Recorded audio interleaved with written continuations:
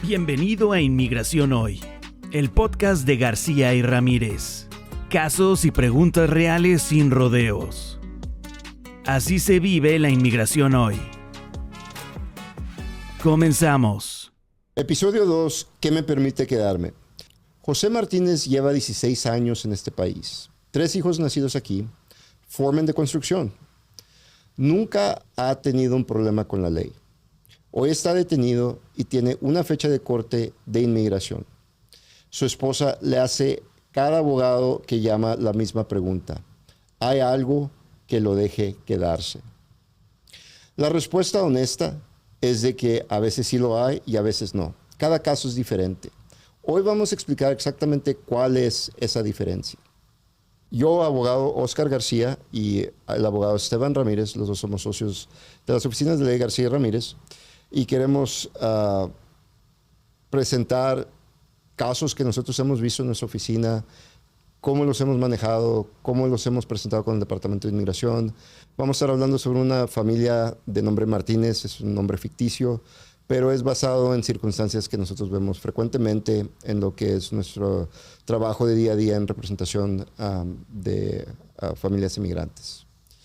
Steve, vamos a comenzar.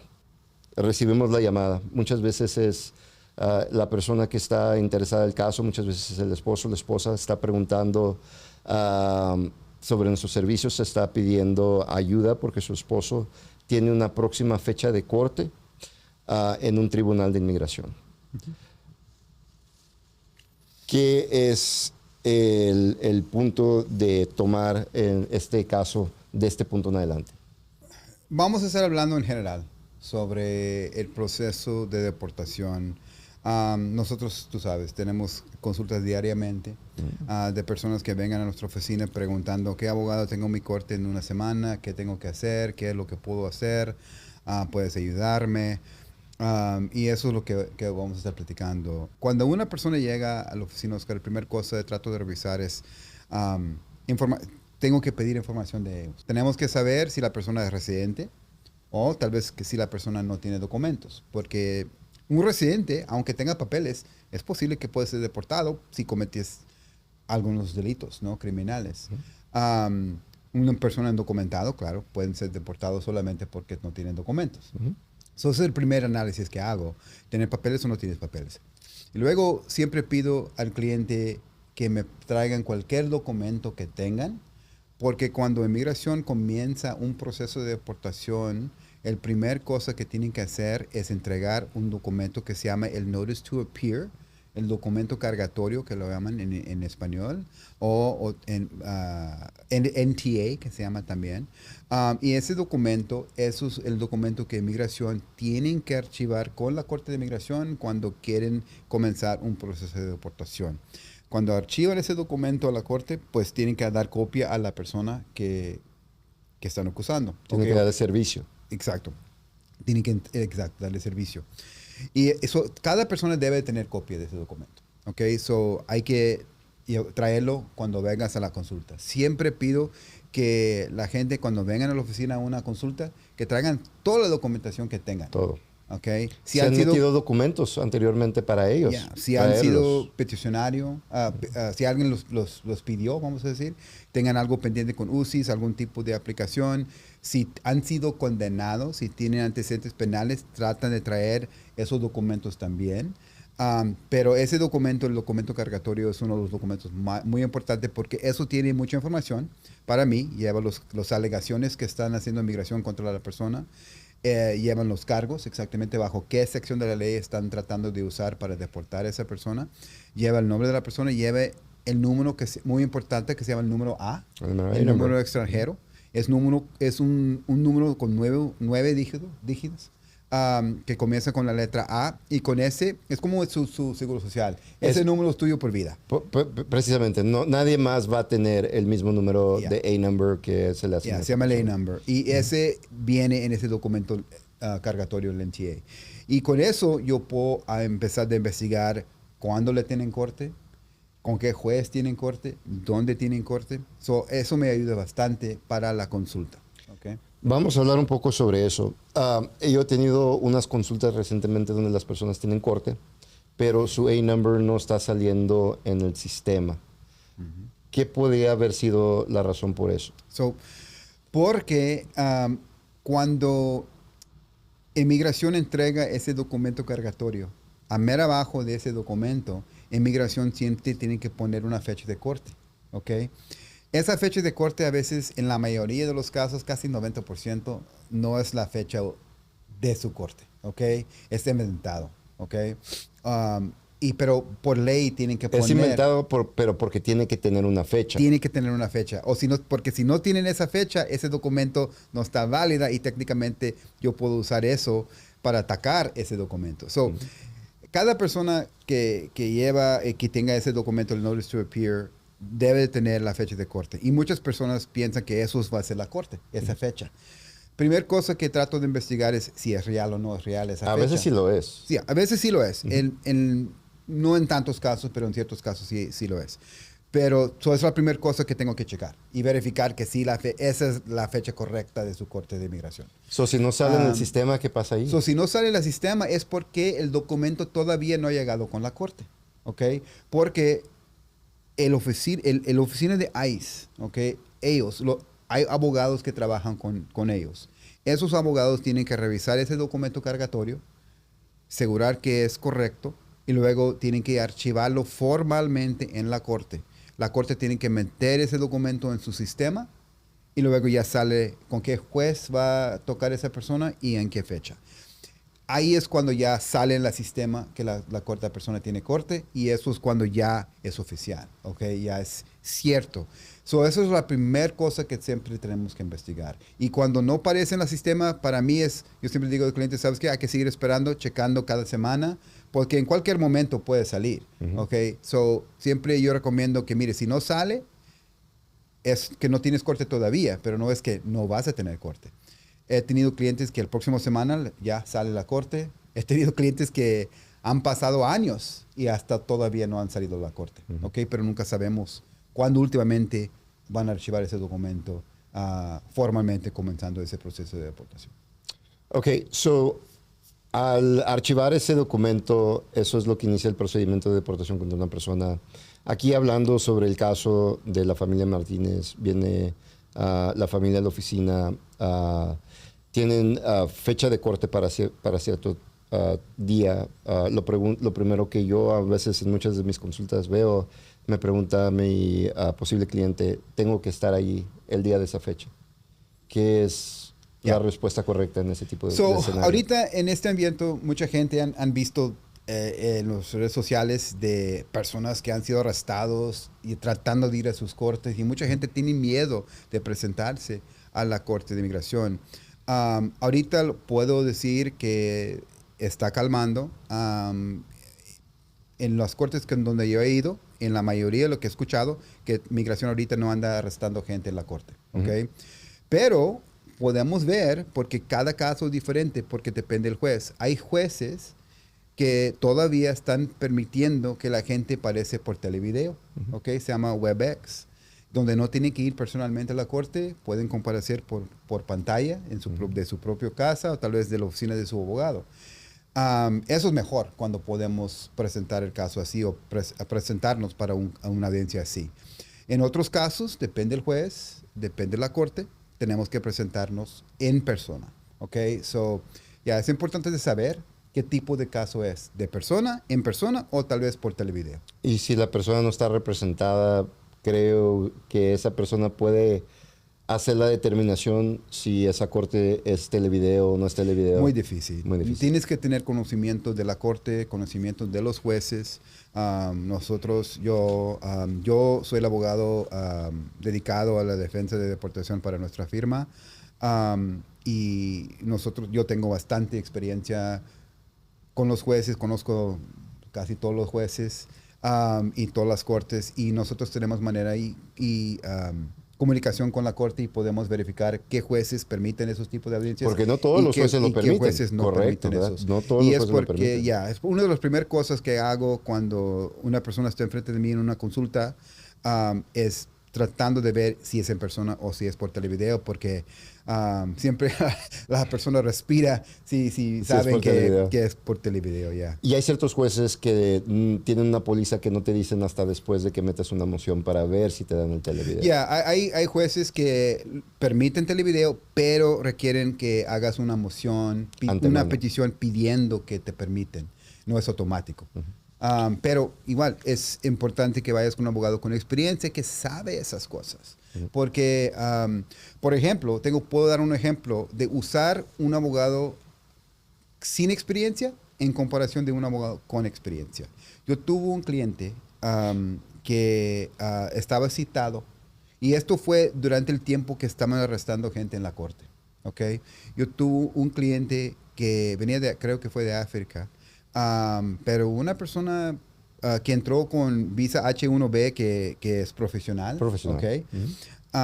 Pero lo pusieron en trámite de deportación por alguna razón y estaba fuera, le tocó corte, habló con su abogado porque él venía de Dallas, pero la corte le tocó en San Antonio, ¿okay?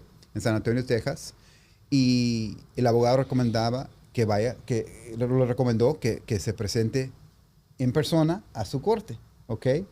Sin saber qué estaba pasando, sin conocer si ese juez hubiera permitido de que se podía parecer por televideo. Y le había tocado uno de los jueces más simpáticos en San Antonio, ¿ok? Pero por falta de conocer el sistema, por falta de su abogado, por falta de conocer el juez, el abogado recomendó que se presentaba en persona. ¿Qué pasó? Saliendo de la corte, lo arrestaron. Y luego detuvieron a él, aguantó 2 a 3 semanas detenido, ¿ok? Sufriendo.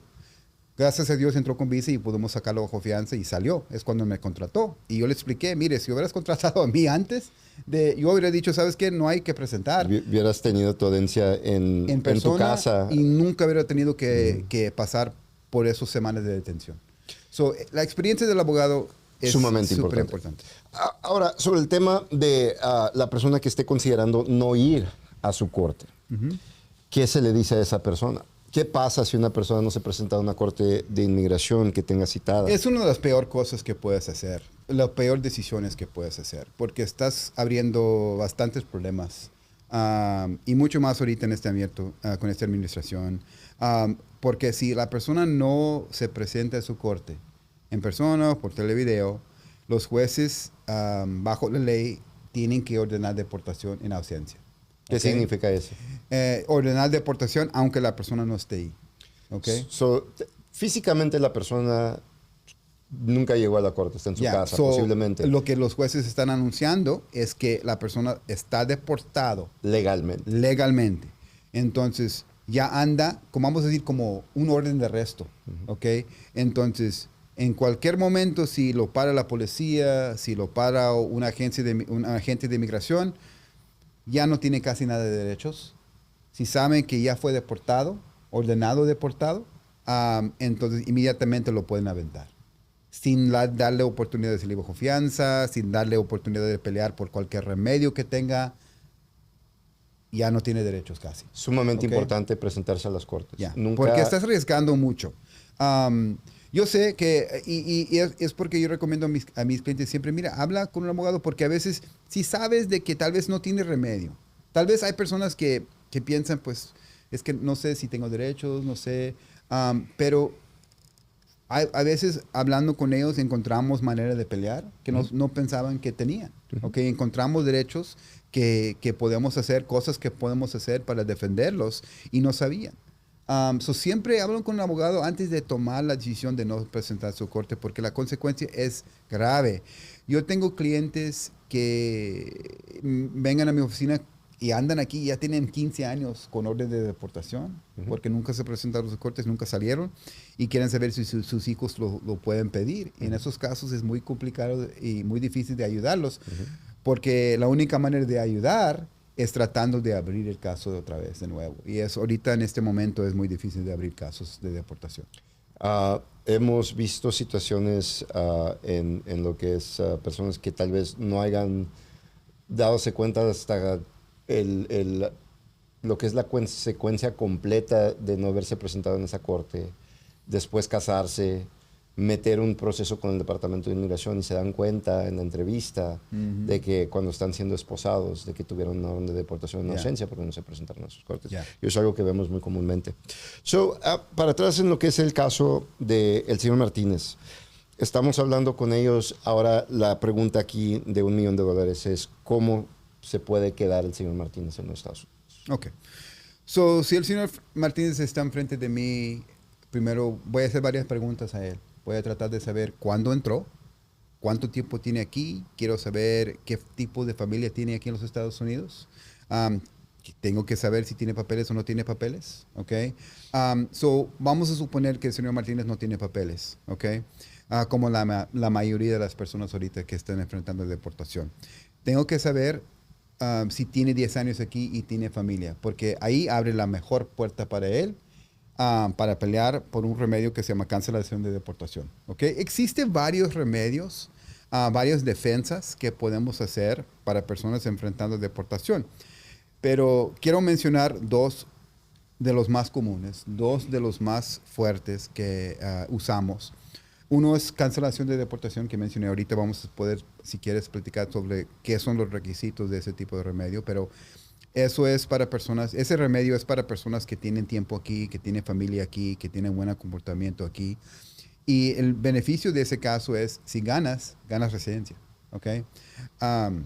Es una de las mejores maneras de poder ganar residencia si uno anda aquí indocumentado y entraron ilegalmente.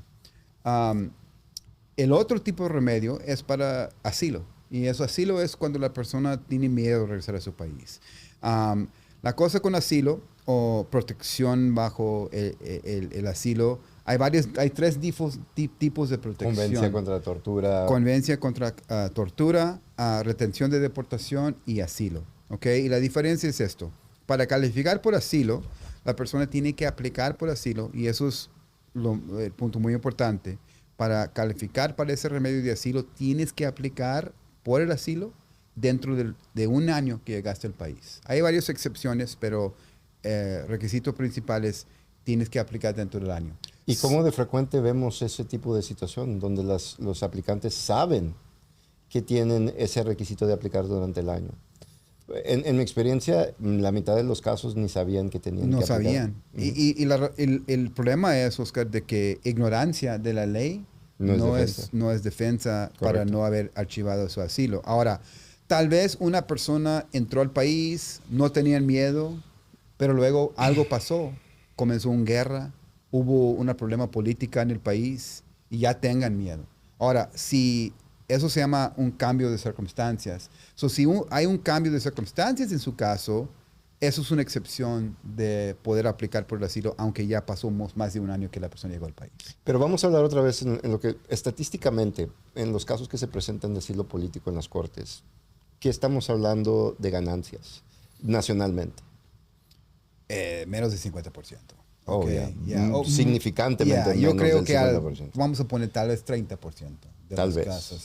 Tal vez. Salen ganando. Right. Okay. Que es un nivel significantemente bajo.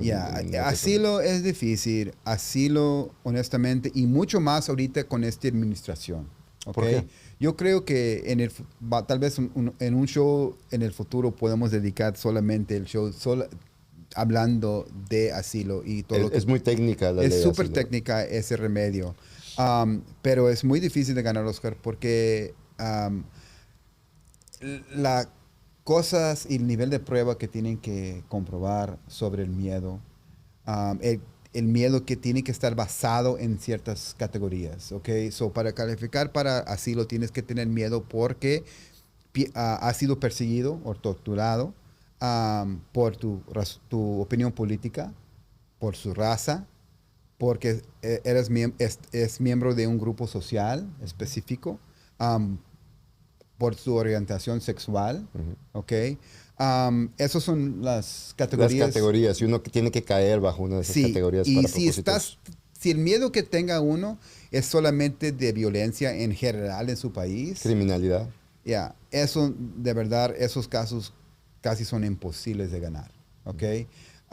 Y ahorita, inmigración o los jueces de inmigración están bajo orden de que si una persona entrega una aplicación de asilo, si inmediatamente ve que no es un caso fuerte, los jueces tienen derecho de negar el caso sin dar a la persona oportunidad de presentar evidencia y pelearlo en juicio. Y eso no era el caso anteriormente. No. Anteriormente había una posibilidad mucho más viable para que cada persona que tenía un caso de asilo político tuviera la oportunidad de poderla presentar a una audiencia final. Exacto. En los tiempos para atrás, si la persona tenía miedo verdadera, de regresar a su país, tenían derecho de tratar de pelear y automáticamente le daban hasta juicio. Podía presentar el caso hasta juicio, tomar apelaciones y a veces esos casos duraban años peleando, pero por lo menos la persona tenía la oportunidad de poder aplicar. Ahorita los jueces pueden cortar el caso inmediatamente si sospechan de que, o si alegan que el caso no tiene validez. Ese es el derecho de pre-termission. Que se llama pre-terminating the application y eso es algo que andan haciendo ahorita en muchos casos y también... otra vez es importante de tener un abogado con experiencia porque sabemos cómo tenemos que preparar. Ahora yo tengo que preparar con el tiempo que tengo que tomar, vamos a decir, preparando una declaración y explicando la razón por la que la persona tema regresar. Es súper importante en cómo escribimos en declaración, explicando por qué teman. Porque si equivocamos en algo y el juez puede agarrar en esa equivocación para negar el caso inmediatamente. So, yo sé cuáles son los casos que tal vez son más viables que otros y a veces yo sé cómo preparar la declaración para que hay menos chance que la persona va a tener problemas presentando su caso. Hay ciertos aspectos de legalidad que quieren ver los jueces en cómo se está presentando la declaración de asilo para propósitos de determinar si califica. Correcto. So, hablando de asilo. De calificar preliminarmente. Preliminarmente. Yeah. So, solamente estamos hablando de poder aplicar y llevar su caso a juicio. No estamos diciendo que automáticamente vas a ganar. Pero si ganas tu caso de asilo, Oscar, lo bueno es de que después de un año de haber ganado su asilo, obtengas residencia. Puedes aplicar para residencia. Si tienes familia en su país, puedes traer sus familiares, porque pueden ser derivados en su aplicación y también ellos pueden conseguir permiso para entrar y sacar la residencia también. Sí. Si la persona no califica para asilo, pero tiene que aplicar para el convenio contra la tortura o retención de deportación, que son remedios muy similares a asilo y están basados en miedo, esos son nada más protección contra la deportación. La persona puede quedar si el juez aprueba ese tipo de remedio, pero nunca pueden sacar la residencia. Pueden sacar permiso de trabajo y quedar aquí, pero no hay manera de que últimamente obtengan la residencia como asilo. Así es. Ahora, ese es el asilo político y es un tipo de alivio que estamos hablando. ¿Cuál es el segundo tipo de alivio que vemos frecuentemente? El otro es que se llama cancelación de deportación. Cancelación de deportación para personas que no son residentes. Porque hay dos formas de cancelación. Correcto. Uno es para las personas que ya tienen residencia. Otro es para personas que nunca han tenido residencia y viven aquí indocumentados. Eso es lo que quiero hablar ahorita. El señor Martínez no tiene residencia permanente. Está aquí undocumentado, archivando sus impuestos. Su esposa está aquí. Tiene los 10 años aquí en los Estados Unidos. ¿Buen candidato? Buen candidato, déjame explicar los requisitos. Primer requisito es que la persona tenga 10 años continuamente viviendo en los Estados Unidos sin salir del país. Salidas breves no corta el tiempo para los 10 años, pero tiene que comprobar 10 años. Y se corta el tiempo, no podemos contar ningún día, un punto muy importante, no podemos contar ningún día para los 10 años a partir de que Migración comenzó el trámite de deportación contra esa persona. ¿Y cómo se comienza el trámite de deportación? Con el documento cargatorio.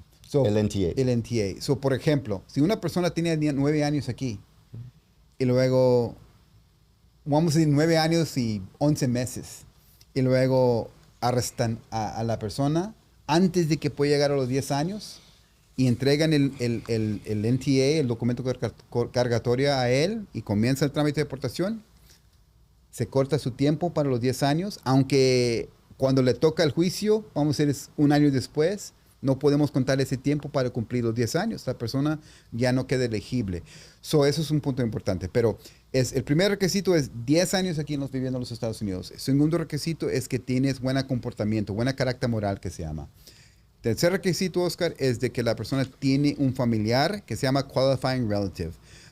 Y los qualifying relatives son hijos menores de 21 años, solteros, ciudadanos o residentes, papás, mamá o papá, residente o ciudadano americano, o un esposo o esposa, residente o ciudadano americano. Esos son los parientes que uno puede usar para calificar para ese tipo de remedio.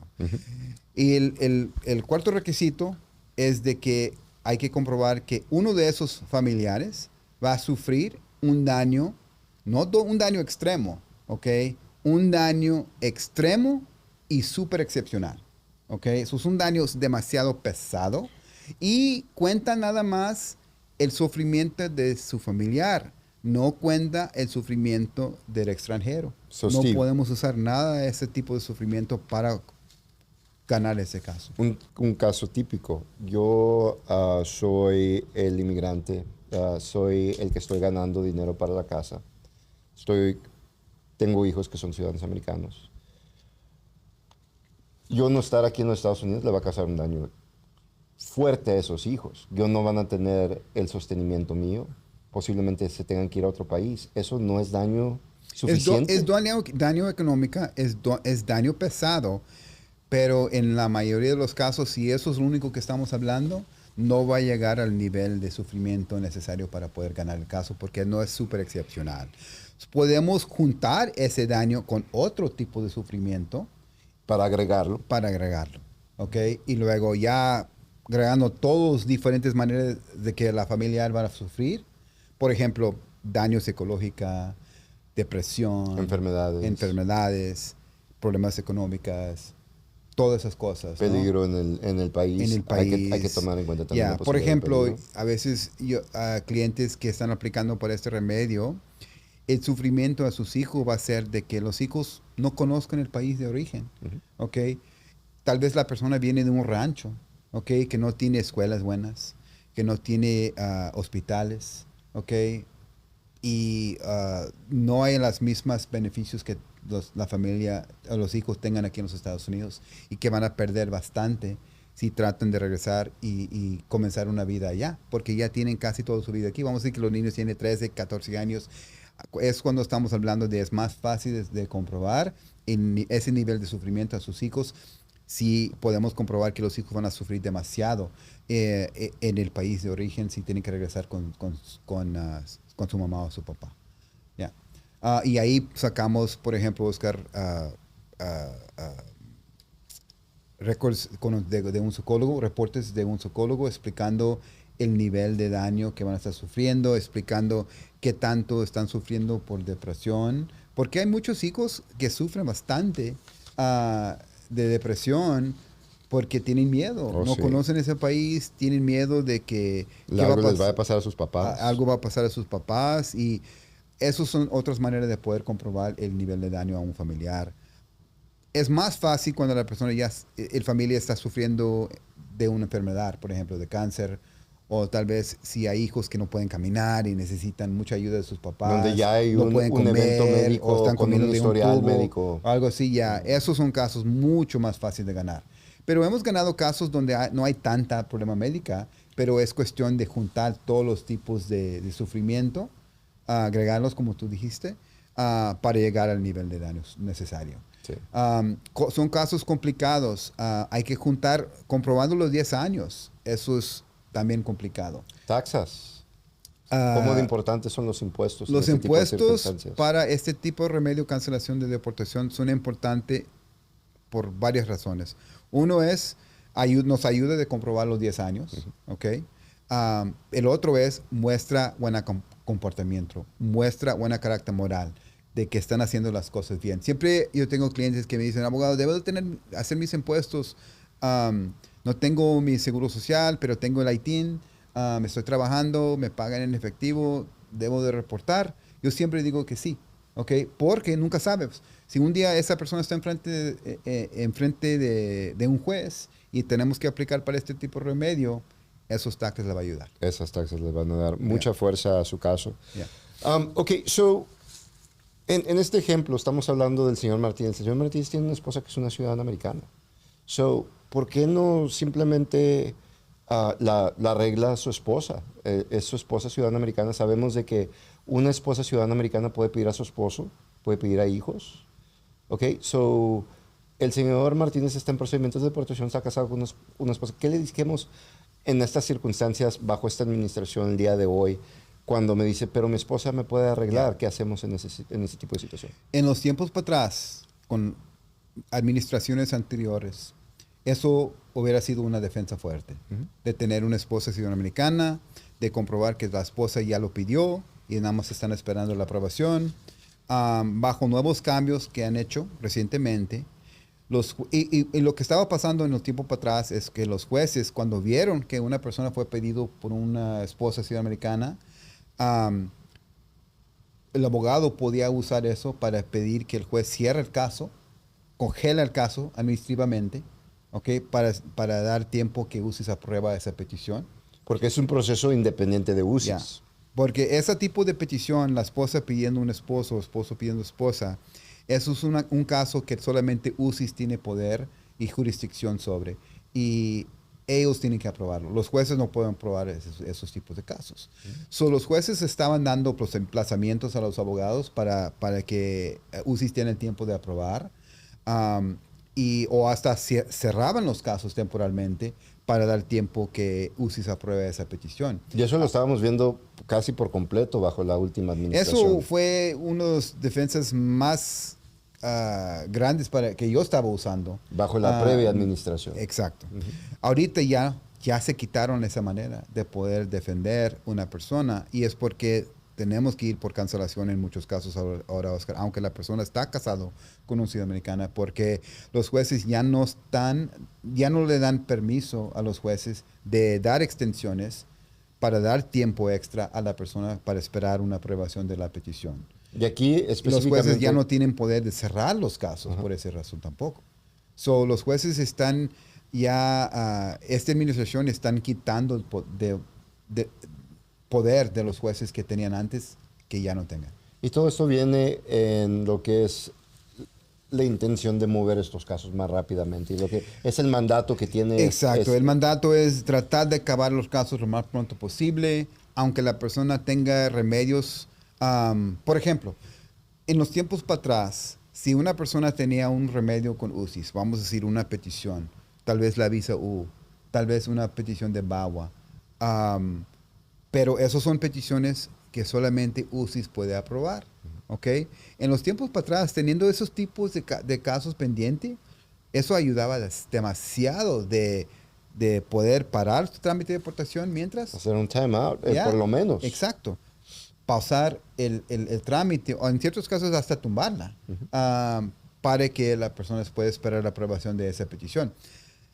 Y esos procesos se tardan. Por ejemplo, una visa U se tarda 3 años, 4 años. 8 años.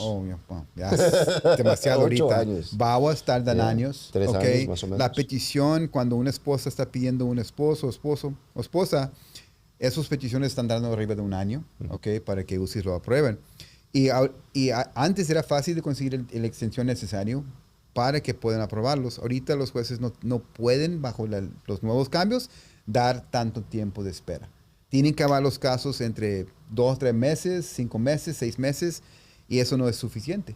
Y ya los jueces están cerrando la puerta a esas personas que querían tratar de evitar deportación porque un esposo o esposa los pidió.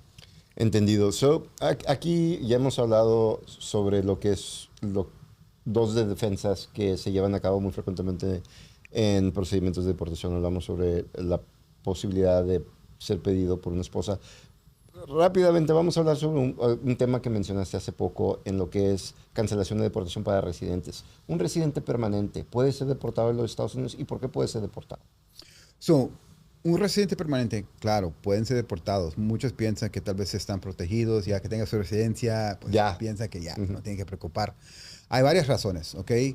Primero, con esta administración están buscando mucho de abandono de residencia, ¿ok? Hay personas que son residentes, Oscar, que salgan y van a México, realmente están quedando más tiempo en México que están quedando en los Estados Unidos, ¿ok? Y hay una ley que dice que si quedaste más de 6 meses, más de 180 días fuera del país sin pedir permiso especial, inmigración, si saben o dan cuenta o sospechan, pueden alegar que abandonaste tu residencia y pueden negar tu entrada aquí a los Estados Unidos.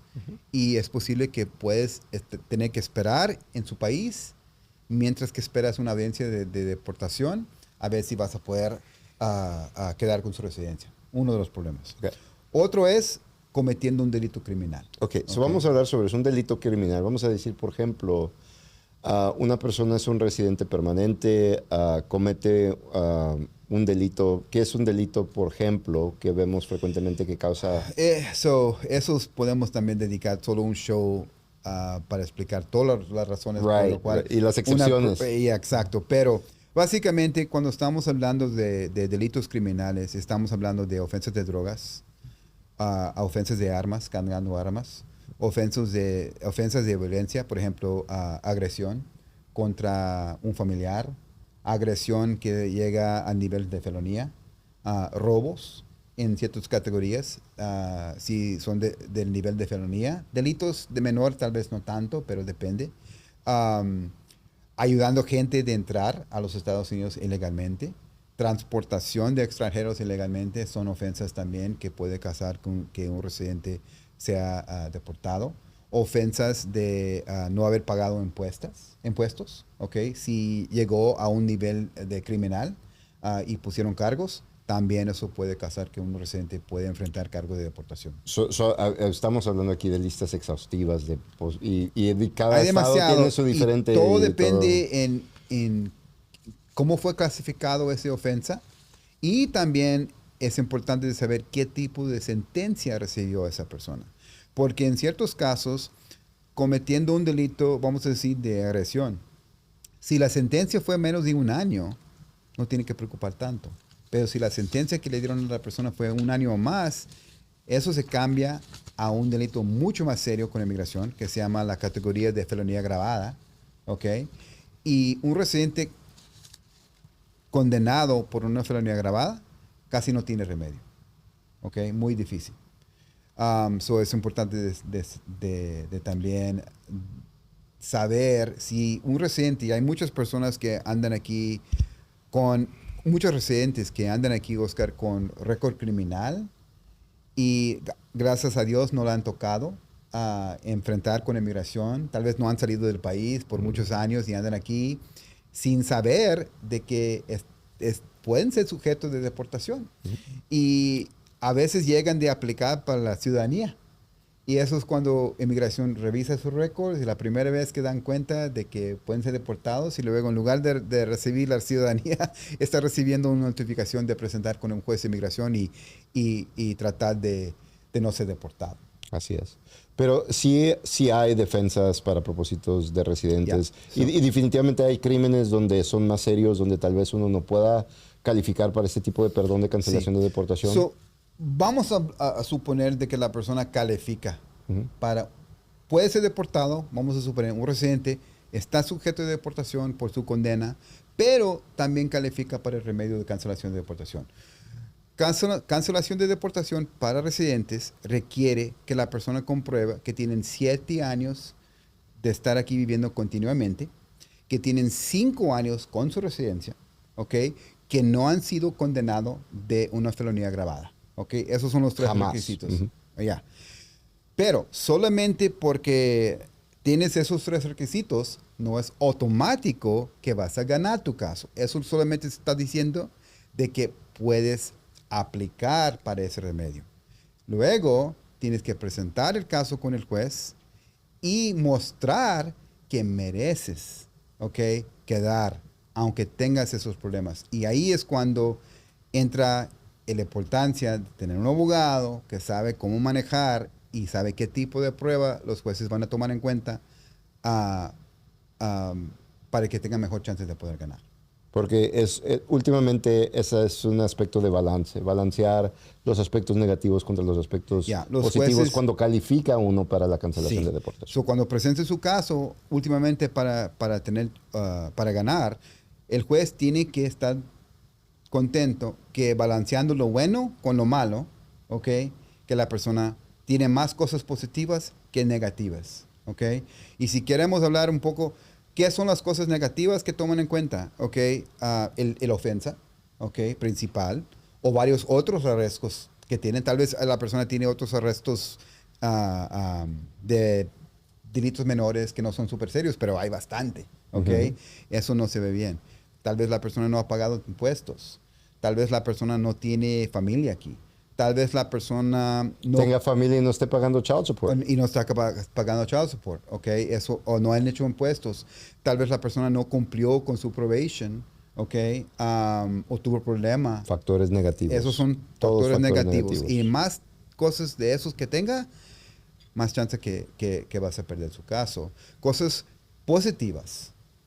Lazos de los Estados Unidos. Si tiene bastante familia, la familia que tiene uno aquí en los Estados Unidos. El sufrimiento del inmigrante cuenta. ¿Qué tanto va a sufrir esa persona?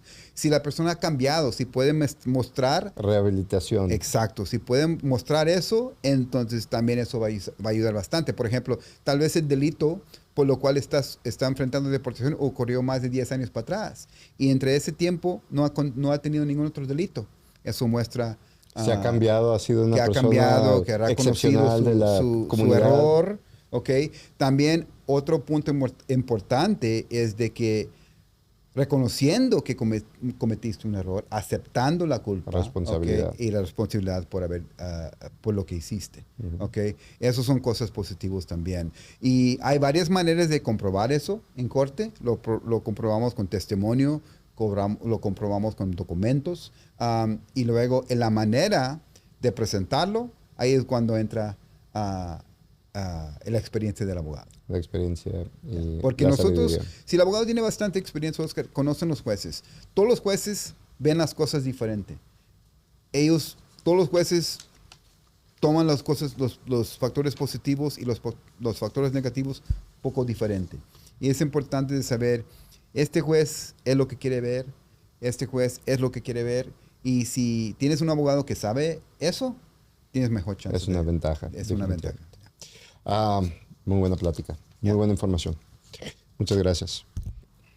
Para saber exactamente qué opciones tiene su caso, haga una cita con nuestra oficina, las oficinas de Ley García y Ramírez. Todo lo que hablamos en este programa es información general sobre las leyes de inmigración. No es esa asesoría legal y no crea una relación de abogado y cliente. Las leyes de inmigración cambian y cada caso depende de sus propios hechos. Antes de tomar cualquier decisión basada en lo que escuche, es sumamente importante que hable con un abogado con licencia sobre su situación específica.